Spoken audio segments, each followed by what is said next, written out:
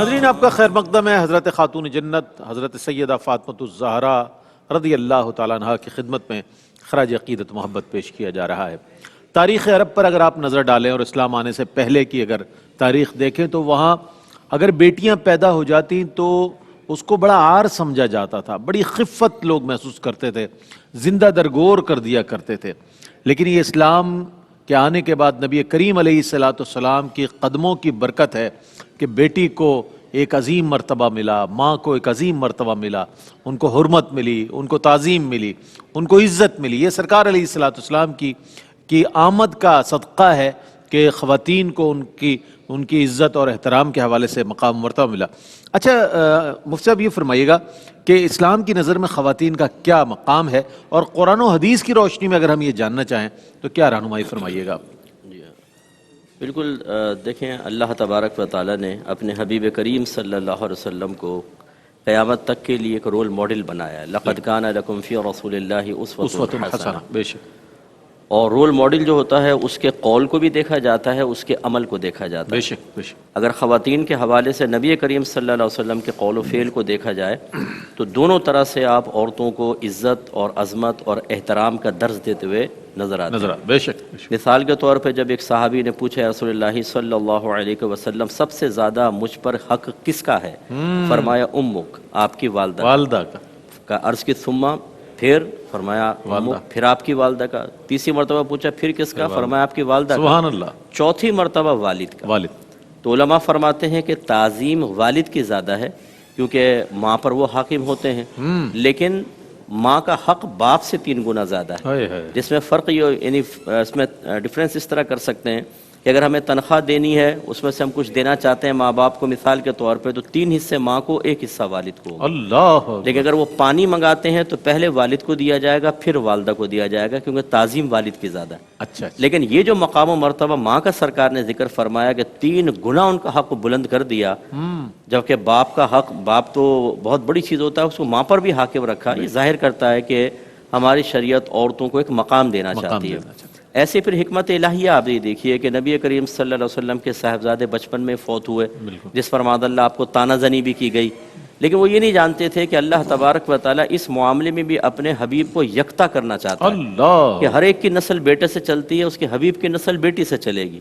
اور اس میں be be Fatima رضی اللہ تعالیٰ عنہا کا یہ وہ وصف ہے جو اللہ تعالیٰ نے آپ کو عطا فرمایا، وہ مقام مرتبہ ہے جس میں کائنات کی کوئی عورت آپ کے ساتھ شریک نہیں ہو سکتی، بالکل لا شریک کر دیا آپ کو اس میں کہ آپ سے نبی کریم صلی اللہ علیہ وسلم کے نسل پاک چلی۔ سبحان اللہ سبحان اللہ۔ تو نبی کریم صلی اللہ علیہ وسلم نے پھر اپنے صاحبزادی کی ایک تعظیم کر کے دکھائی، خود اتنے عظیم ہیں اور تعظیم۔ جب بی بی فاطمہ آتی تو آپ کھڑے ہو جاتے، اپنی جگہ پر ان کو بٹھاتے، بعض اوقات اپنی چادر بچھا دیا کرتے تھے اور بڑی شفقت اور پیار اور محبت کا اظہار کرتے۔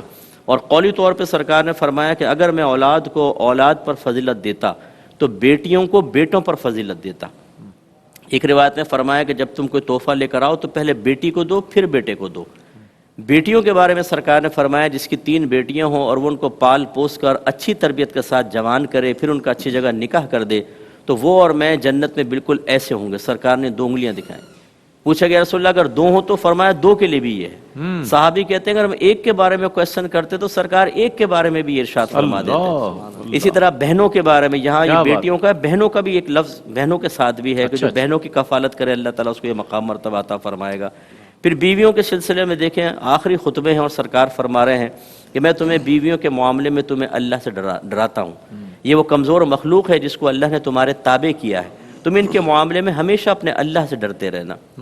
جب حضرت عمر فاروق رضی اللہ تعالیٰ عنہ نے آ کر سرکار کی بارگاہ میں فریاد کی، ایک عظیم فریاد، یا رسول اللہ یہ جب تک عورتیں ہمارے ساتھ مکے میں تھیں ہم قریشین پر غالب تھے، جب یہ مدینے میں آئی ہیں تو انصار کی عورتیں اپنے شوہر حضرات سے کلام کرتی ہیں، تو آج میری زوجہ نے مجھ کو جواب دیا ہے۔ تو سرکار مسکرا دیے اور فرمایا کہ عمر یہ عورتیں ٹیڑھی پسلی سے پیدا کی گئی ہیں، ان کو ان کے ٹیڑھے پن کے ساتھ استعمال کرو، اگر سیدھا کرو گے تو ٹوٹ جائیں گی۔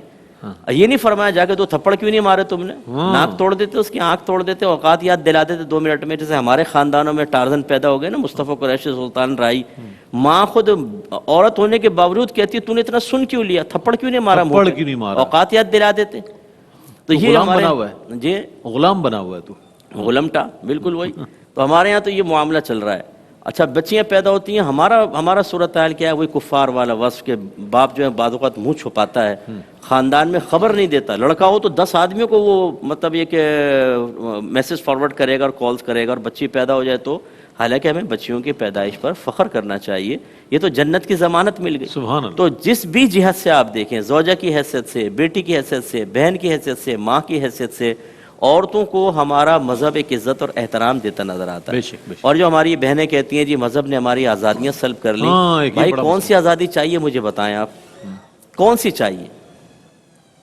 ہر طرح کی آزادی تو آپ کا مذہب آپ کو دے رہا ہے. حتیٰ کہ اگر عدت میں عورت ہے اور کوئی کفالت نہیں، کام کرنے والا نہیں ہے، شریعت نے اجازت دی ہے تم دوران عدت جا کے کام کر سکتی ہو. اور کون سی آزادی چاہیے آپ کو؟ آج اگر شوہر فوت ہو جائے 4 مہینے 10 دن کی عدت ہے، پہلے تو سال بھر کی عدت ہوتی تھی زمانہ جاہلیت میں.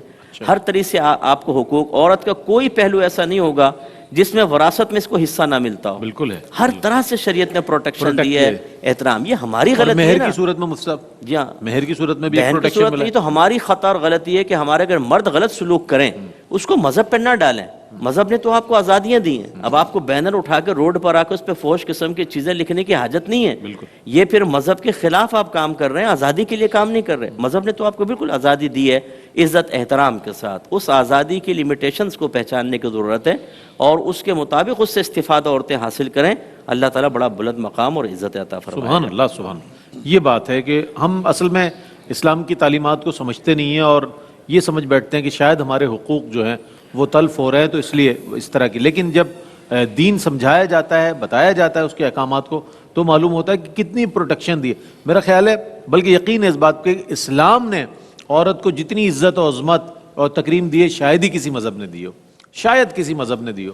الحمدللہ اسلام نے وہ عظیم تعلیمات دی ہیں کہ جس کے تحت آج عورت ہر سطح پر، ہر رشتے کے تحت ایک احترام رکھتی ہے اور ایک اپنی عظمت رکھتی ہے اور اس کا اسی طور پر احترام کیا جاتا ہے الحمدللہ. اچھا ایک چیز اور بھی ہم نے یہ دیکھی ہے کہ لڑکوں کو پڑھانے کے لیے تو جناب اس کو اعلیٰ تعلیم کے لیے باہر بھیجنا ہے، اس کو انجینئر بنانا ہے، ڈاکٹر بنانا ہے یا جو کچھ بھی بنانا ہے. لڑکیوں کی تعلیم کے حوالے سے ماں باپ جو ہے وہ زیادہ فکر مند نظر نہیں آتے. آج بھی یہ تصور اکثر جگہوں پر پایا جاتا ہے جناب کیا کرنا ہے، اسے معمولی سی تعلیم دلوا دیں، شادی ہو جائے گی، اپنے گھر کی ہو جائے گی. اس حوالے سے اسلام کی کیا تعلیمات ہیں، کیا احکامات ہیں؟ مفتی ارشاد حسین سعیدی صاحب فرمائیے گا کہ خواتین کے حوالے سے ان کو دینی تعلیم دینا کتنا ضروری ہے. اور دیکھیں ماشاءاللہ ہمارے سے مفتی صاحب قبلہ تشریف فرمائے، ان کے ہاں بنات کا بھی ایک شعبہ ہے اور جو بڑا ماشاءاللہ کام ہو رہا ہے اس پر، اور بڑی تعداد میں جو ہے وہ ہماری بہنیں جو ہیں وہ دینی تعلیم سے اور عصری تعلیم سے آراستہ ہو رہی ہیں. کیا فرمائے گا اس حوالے سے؟ جی اگر ہم اس بات کو یوں دیکھیں کہ اللہ رب العزت نے انسان کو جو شرف عطا فرمایا ہے اس کی بنیاد بھی علم کو بنایا ہے. حضرت آدم علیہ السلام کے اسی علم مبارک کی بنیاد پر اللہ رب العزت نے فرشتوں کو حکم دیا تھا کہ انہیں سجدہ کرو. تو جب انسان کا شرف علم کی بنیاد پر ہے تو پھر انسانیت کے اندر مرد ہو یا عورت ہو دونوں کا شرف اللہ رب العزت نے اسی علم کی بنیاد کے ساتھ وابستہ فرمایا ہے. خود آقا علیہ الصلوۃ نے ارشاد فرمایا طلب العلم فریضۃ علی کل مسلم و مسلمۃ. آقا علیہ الصلوۃ نے فرمایا کہ علم حاصل کرنا، علم طلب کرنا ہر مسلمان مرد پر اور ہر مسلمان عورت پر لازم ہے.